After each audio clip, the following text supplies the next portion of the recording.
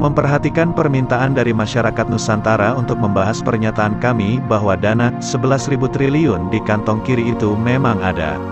Redaktur sudah meminta izin pemegang harta amanah Nusantara yang merupakan bagian besar dari World Heritage Fund, untuk terlebih dahulu membahas harta amanah ini di edisi kedua, dan beliau menyetujui dan memberikan izin tim redaksi channel ini untuk mengatur setiap tayangan sesuai dengan situasi dan kondisi di negeri Nusantara.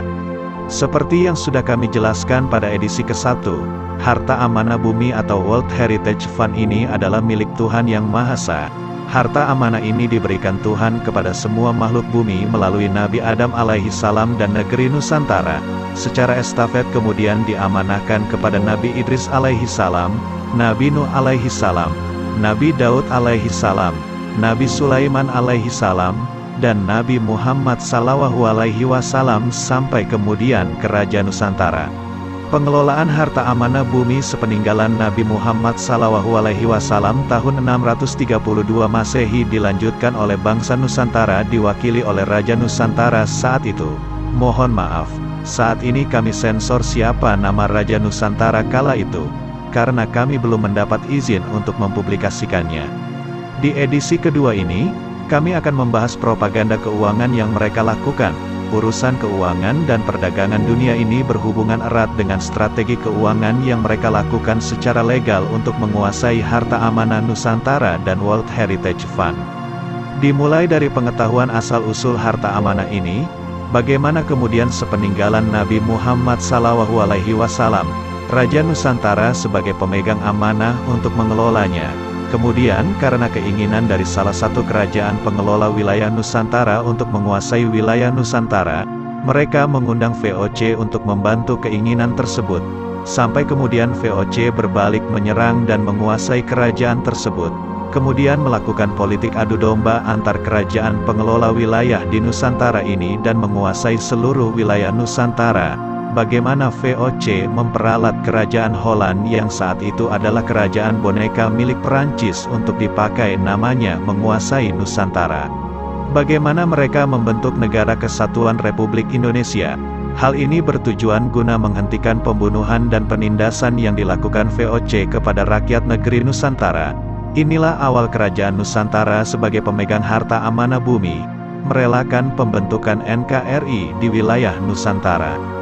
Kemudian Nusantara memindahkan kekuasaan secara damai kepada Presiden Soekarno yang diharapkan menjadi pemimpin yang adil dan bijaksana, serta mampu membawa kemakmuran untuk rakyat dan negeri Nusantara tercinta ini. Bagaimana bersikerasnya mereka untuk membuat Nusantara tidak bisa bangkit sebagai pemimpin di bumi.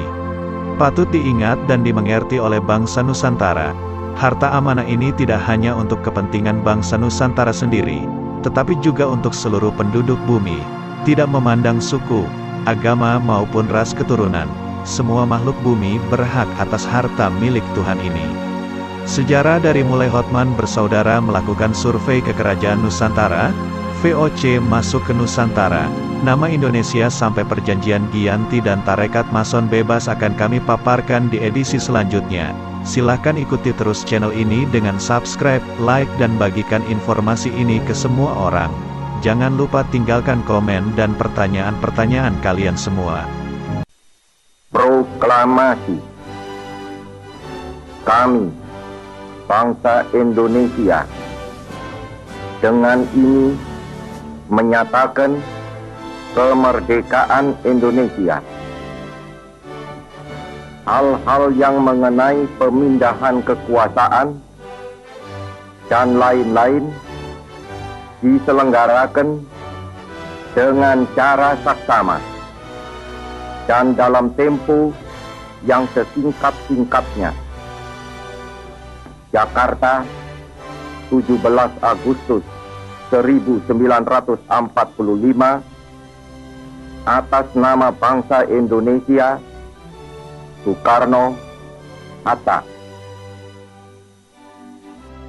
Kami dan kalian semua bisa melihat di teks proklamasi, pada kalimat, Hal-hal yang mengenai pemindahan kekuasaan dan lain-lain, diselenggarakan dengan cara seksama dan dalam tempo yang sesingkat-singkatnya. Yang dimaksudkan pada kalimat tersebut, adalah pemindahan kekuasaan dari Kerajaan Nusantara ke Negara Kesatuan Republik Indonesia. Satu kesatuan dengan pemberian mandat untuk penggunaan sebagian kecil harta amanah Nusantara untuk mensejahterakan rakyat Nusantara. Raja Nusantara adalah pemegang amanah dengan tanggung jawab yang sangat besar, yang mendorong beliau untuk lebih memikirkan keselamatan rakyat Nusantara dibandingkan dengan mempertahankan wilayah kekuasaan Kerajaan Nusantara di negeri Nusantara tercinta ini. Hal ini yang mendasari keputusan Kerajaan Nusantara untuk menyetujui proklamasi kemerdekaan Indonesia. Harapan utamanya adalah setelah proklamasi kemerdekaan, rakyat Nusantara hidup tenang, aman, damai dan makmur.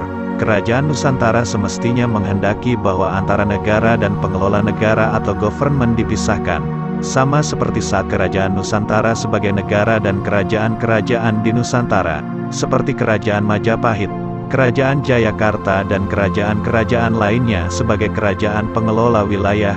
Kerajaan Nusantara tidak pernah mengenal istilah pemerintah. Istilah pemerintah tidak sesuai dengan tugas yang diberikan Tuhan. Yang berhak memerintah hanya Tuhan Yang Maha Esa. Pada awal Indonesia berdiri, dan Insinyur Soekarno sebagai presidennya, Kerajaan Nusantara tetap memberikan dukungan penuh guna mencapai tujuan bersama, yaitu kemakmuran rakyat negeri Nusantara. Hal ini dibuktikan dengan pemberian tugas kepada Insinyur Soekarno untuk mengurus harta amanah yang dipindahkan dari bumi Nusantara, melalui De Javasche Bank NV ke Kerajaan Holland tanpa seizin pemegang harta amanah. Kemudian, karena Perang Dunia ke-1 dan ke-2, harta amanah berupa emas dan koin emas tersebut berpindah dari Holland ke Jerman dan kemudian ke beberapa negara lain sampai akhirnya ke Amerika. Dengan dokumen asli yang dimiliki Kerajaan Nusantara yang juga sudah terdaftar di Inggris, Vatikan dan Swiss, serta lobi Insinyur Soekarno dan timnya, Presiden Amerika saat itu John F. Kennedy kemudian mewakili Amerika mengakui bahwa harta amanah Kerajaan Nusantara yang dianggap sebagai rampasan perang oleh Amerika saat itu bisa kembali lagi di bawah pengelolaan Kerajaan Nusantara. Insinyur Soekarno beserta beberapa orang kepercayaannya yaitu Suwarno, Sarinah, Khoirul Fatullah, Muhammad Lutfi Wahid dan autores mandat lainnya yang tidak bisa disebutkan satu persatu, kemudian menerima mandat dari pemegang amanah untuk mengelola harta amanah yang dikembalikan oleh Amerika melalui perjanjian The Green Hilton Memorial Agreement. Perjanjian ini ditandatangani pada tahun 1963. Presiden Soekarno saat itu juga setuju untuk melarang tarekat bebas Mason di bumi Nusantara karena ditenggarai melakukan ritual-ritual sesat. Kami akan membahas lebih detail mengenai hal ini di edisi yang lain. Silahkan kalian ikuti terus channel ini. Setelah Presiden Soekarno digantikan oleh Presiden Soeharto, mandat ini diteruskan oleh Presiden Soeharto tanpa perlu dokumen-dokumen mandat Soekarno dan tim yang ditunjuk sebagai penerima mandat kembali ke pemegang amanah. Ingat, Presiden Soekarno dan Presiden Soeharto adalah penerima mandat harta amanah, bukan pemilik harta amanah. Harta amanah adalah milik Tuhan yang diamanahkan kepada Kerajaan Nusantara untuk seluruh makhluk bumi. Setelah Presiden Soeharto mundur dari jabatan presiden, tidak ada lagi Presiden Indonesia yang diberikan mandat oleh pemegang amanah untuk mengelola harta amanah ini. Sampai sekarang setiap tahun harta amanah ini terus bertambah nilainya. Karena setiap tahun 884 bank di seluruh dunia wajib membayar sewa aset emas, World Heritage Fund, sebesar 4% per tahun untuk menjamin simpanan para nasabah di bank-bank tersebut. Pembayaran ini setiap tahun akan dikumpulkan melalui rekening virtual account yang harus disediakan oleh bank-bank tersebut. Virtual account di bank-bank ini juga dijadikan alat oleh oknum-oknum tidak bertanggung jawab untuk menipu masyarakat, dengan mengaku mempunyai dana triliunan di bank tersebut dan bisa digunakan untuk membiayai proyek dengan meminta imbalan terlebih dahulu di depan. Dana 11.000 triliun di kantong kiri ini memang faktanya ada, bahkan lebih besar dari itu dan tersimpan dengan aman di sistem perbankan dunia. Kami dan kalian semua bisa pergunakan harta amanah ini kapan saja, untuk pembelian vaksin dan dibagikan ke seluruh rakyat Nusantara secara gratis, untuk menjamin kehidupan rakyat baik yang sudah lanjut usia, anak terlantar, maupun rakyat yang tidak mempunyai pekerjaan, untuk pembangunan infrastruktur bagi kemakmuran rakyat seperti rumah sakit, sekolah, jaringan listrik, instalasi air bersih dan tempat peribadatan, pembelian alutsista untuk pertahanan negara seperti kapal induk, kapal selam, kapal perang, pesawat tempur, tank, dan senjata. Semua ini bisa dilakukan dengan cara yang benar dan melalui prosedur perbankan yang benar. Harta amanah tidak akan bisa diambil dan dipergunakan oleh siapapun, baik oleh presiden, pejabat negara, maupun pejabat perbankan. Harta amanah ini hanya bisa dimanfaatkan untuk hal-hal yang berkaitan dengan kemakmuran rakyat melalui pemegang amanah.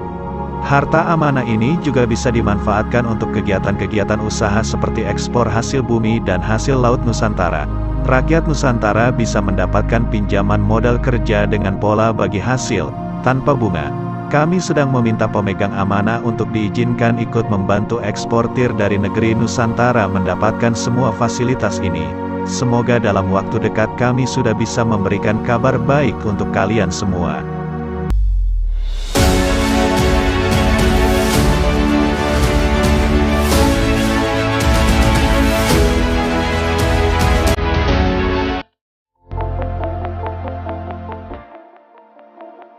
Ini kita akan bangkit, saudara-saudaraku. Wahai anak-anak Nusantara, sucikan dirimu, cerdaskan pikiranmu, murnikan hatimu, dan tangguhkan tangan dan kakimu, terampilkan pikiranmu dan pekerjaanmu, sebab masa depan menunggu kejayaan di mana Nusantara tidak hanya sembuh, tapi dia akan memimpin dunia.